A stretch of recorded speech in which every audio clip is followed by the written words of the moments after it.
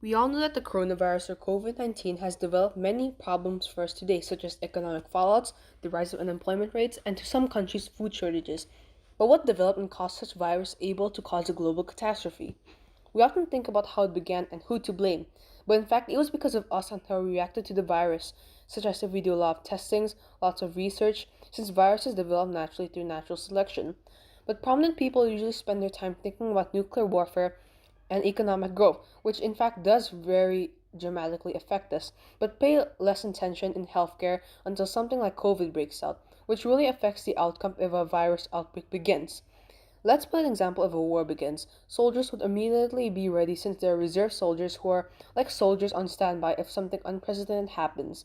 But what about the reserve epidemiologists if an outbreak happens? Some of you might think, well, don't we have the WHO? Well, the WHO does react quickly and they do really help us. But the WHO does not create vaccines and provide teams of epidemiologists to help the infected.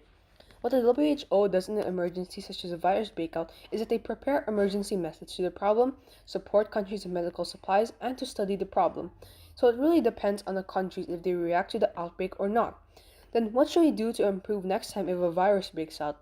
There have been many superb ideas on how to prevent epidemics and pandemics from infecting too many people, such as COVID-19.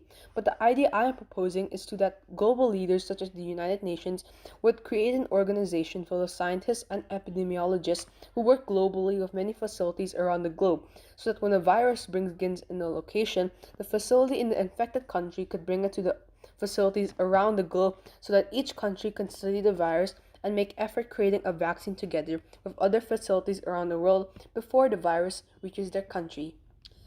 Thanks for watching the video, and I hope this message could be spread.